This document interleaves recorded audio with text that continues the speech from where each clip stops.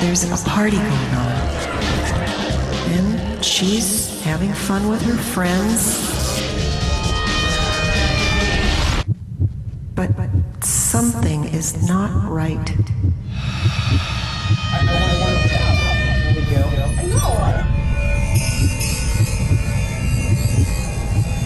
I feel someone is watching her.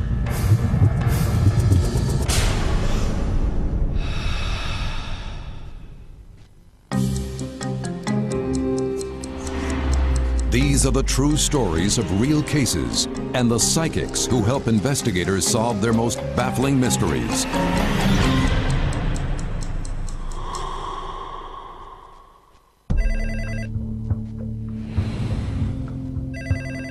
Hi, this is Laura. I'm not home. Please leave a message.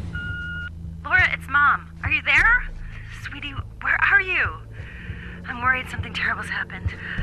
I'm gonna call the police.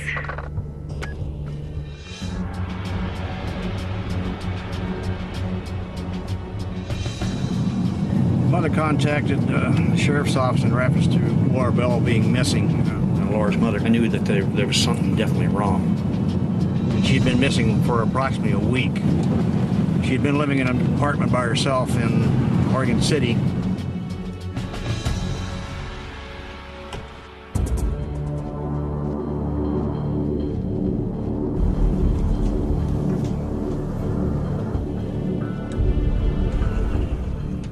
We searched through the apartment and found that most of her clothing was still there. The bed was unmade.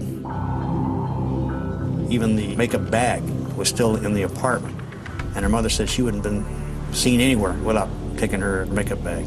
There was no sign of any trauma happening at all in the apartment. There was no blood, no sign of any real strife. She had a part-time job, but it was one of the fast food restaurants in the area, and the paycheck was still there. So we knew that something was wrong. Detective Turner has no time to lose. In a missing person investigation, the first 48 hours are critical. Some friends of hers knew that she had gone to attend a party with a guy by the name of Rodriguez, and that's the last time they saw her. Laura went to the party with her friends, and the party was about 16 miles from her residence. The girlfriends told me that they decided it was time to leave. Laura wanted to stay there and party on. Well, I went to this address and made contact with the people there, and they were kind of standoffish and wouldn't deny, but yet they wouldn't agree that Laura Bell had been there. Turner begins to assemble a list of potential witnesses from the party. The possibilities that you could possibly come up with a missing person is one. They voluntarily left on their own, and it's just a matter of trying to locate them. And at two, you got foul play involved. Laura Bell's family fears the worst and urges police to deepen the investigation. We immediately entered Laura Bell into the National Crime Information System run by the FBI. The department released a photograph of Laura Bell to the news media, and we received no response whatsoever.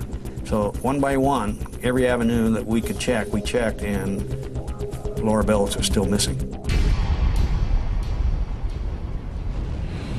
2 weeks into the investigation, police are desperate for clues that will lead to Laura Bell's safe return. I understand you know the name of a psychic that could possibly help us in this case. I do.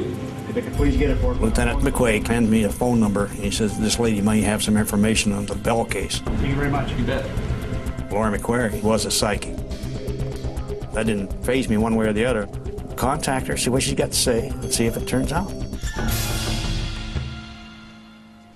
At the time I entered the investigation, everything had been looked at to basically figure it out, and it was really at a real dead end. She had asked for a photograph along with the date of birth of the person we were looking for. As soon as I received the picture, I was able to start formulating in my mind what was going on with this girl.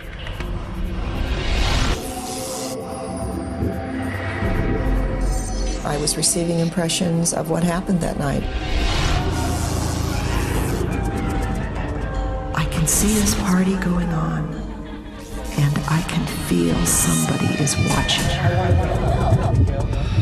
There was a man at the party watching Laura. Laura's his target.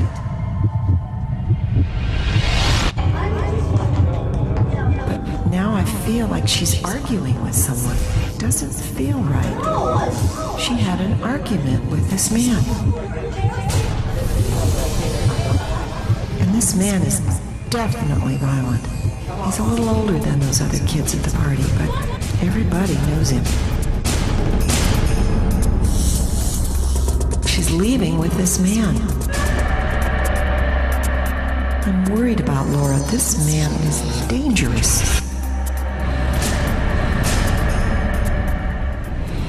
He's from that area. And he's violent. John, I just think if you find him, You will find her. She told me that Laura had an argument with somebody at the party. Turner knows from the investigation that Laura's ex-boyfriend, Mark Hankin, was also at the party. The psychic's clue has raised the stakes. Is Hankin the man in the vision?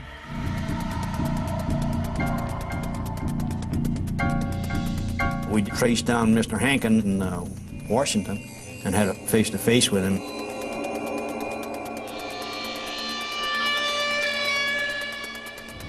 He told us that he'd asked her to leave the party, but she didn't want to go.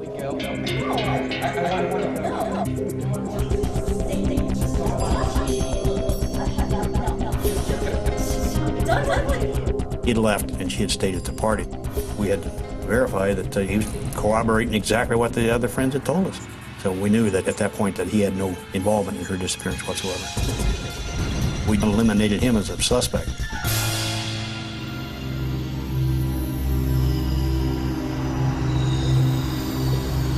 With no new suspects in the case, police take psychic Lori McQuarrie to the last place Laura Bell was seen alive.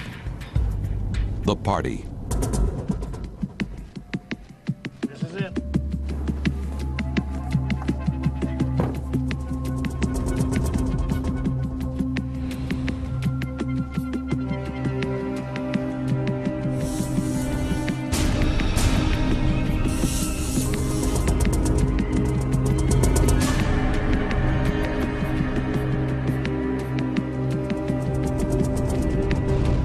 Okay, John, the energy here is really strong about him targeting her here and leaving here with her. And now I'd like us to just drive. I asked him if we could just drive the area. yeah, just keep heading out here. And as impressions came to me where I think she may have gone to, we would just go to those areas. Go right here. Detective Turner follows McQuarrie's directions for 18 miles. Are you sure we're headed in the right direction? Just keep going on this road. This road feels right. I know it sounds a little vague, but when I see it, I'll know it. It's getting stronger. I want you to stop right here. McQuarrie has stopped the car in front of a wide open field.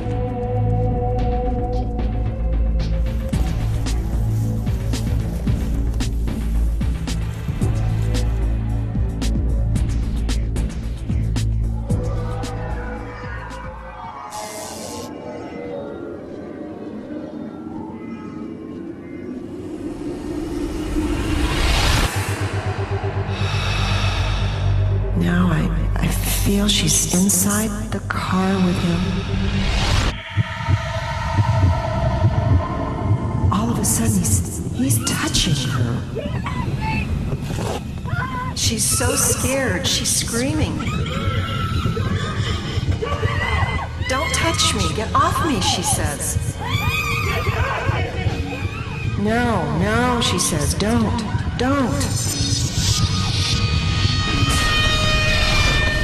Well, did you pick up anything? Well, I did, and it's in this area. It's a very violent feeling. I think whatever happened right here. I think that he attacked her here, and I think she's here in this field. I feel it very strongly. It was just a vacant field. And she was sure that Laura Bell had been there, and that possibly she was still there.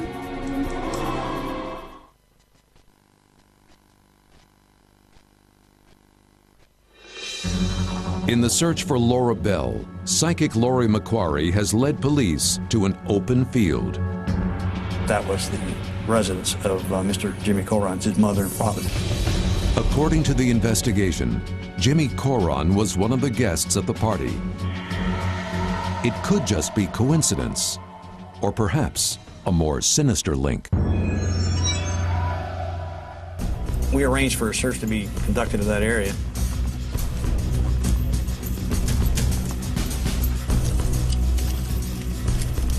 Looked through the field, couldn't find anything, and no indications of anything. And so we were actually at a dead end. We still didn't have a body. We still didn't know where Laura was at. Initially, it started out as a missing person. I just had the hunch that she was no longer with us. The lieutenant assigned Pat Tooley to the investigation, and it changed at that point from a missing person to a homicide.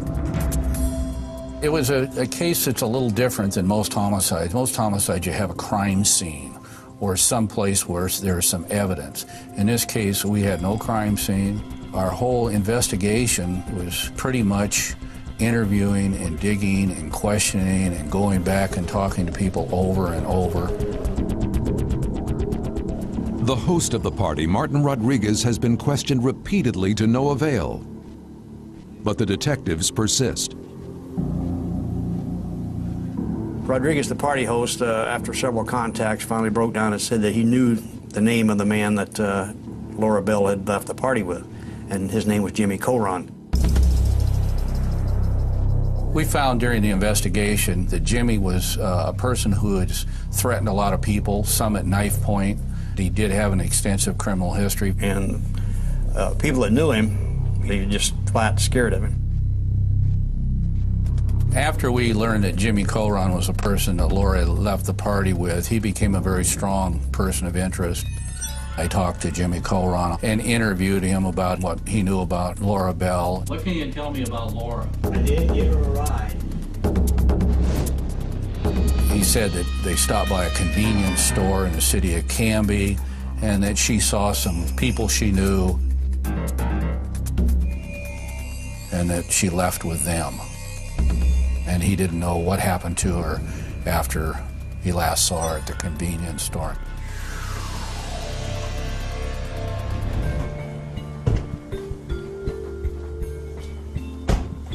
We checked the store and all the persons that could have been working at that time, employees of the store, and we found nobody that had seen Jimmy at all ever, or anybody that had seen Laura Bell.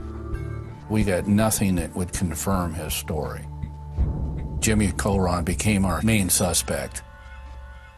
But because we had no crime scene, no evidence, no proof that she was dead, we were unable to make an arrest. Detective Turner decides to meet with Lori McQuarrie once more. They reconvene at the field belonging to Jimmy Coron's family.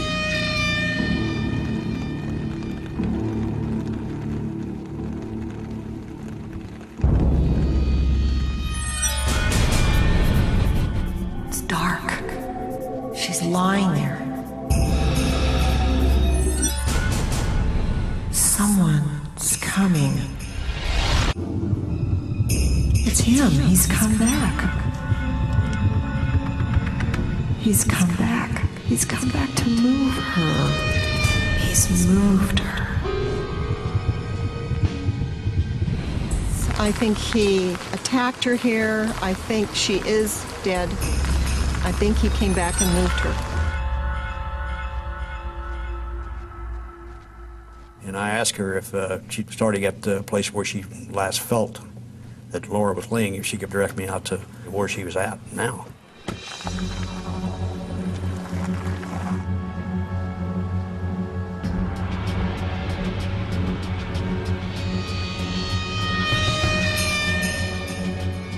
Lori McQuarrie leads Detective Turner miles away from town, deep into the Molalla forest.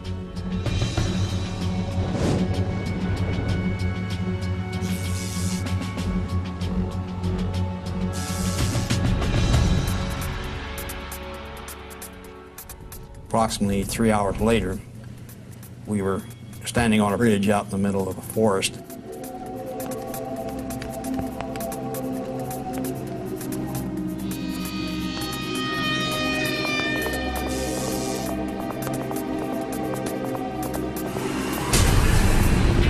It's dark, cold. She's in the forest. He's brought her here. The man is digging. I can't, what is going on? I can't see it clearly. I know she's here. I can just feel it. I know she's here. I can feel it.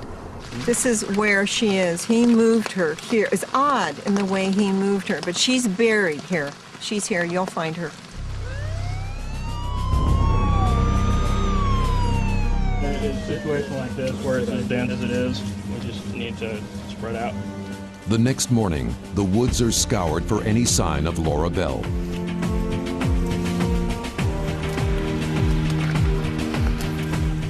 We were looking for any kind of evidence, trace evidence, body parts, anything at all that would indicate that somebody had been here.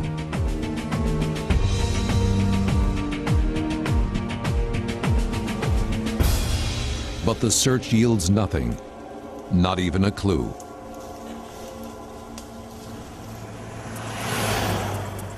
Another week goes by. Finally, there's a break. We received a tip that Beth Coron, the sister-in-law of Jimmy Coron, had some information about what had happened to Laura Bell.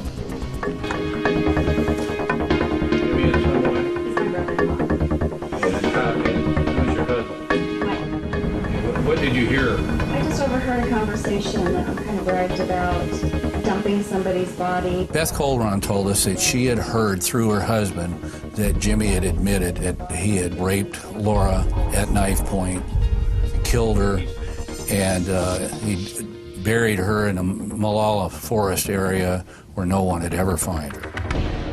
First thing I thought about that was what Laurie McQuarrie had told me just a week or so before. Police waste no time and rush to Jimmy Coron's residence. When Detective Turner and I went to Jimmy Coron's residence to arrest him, we found that he was already gone and on the run. We found evidence that his mother had given him money in order for him to flee the area. We arrested the mother, and it was part of our strategy in order to put pressure on the family and on Jimmy to come clean on it. Jimmy Coron succumbs. 2 days later, he turns himself in. Coron admitted that he had taken her from the party, that he had sexually assaulted her, and stabbed her with a knife. He had dragged the body across the road and left it in the field. A few days later, he moved the body out to the forest. He buried it in a shallow grave, and a few days later, he decided that he would take a hatchet up there and throw the pieces across the ridge top so nobody'd be able to find it. Everything Laurie had told me was true. Jimmy Coron did plead guilty in court to the murder of Laura Bell and was sentenced to 25 years to life.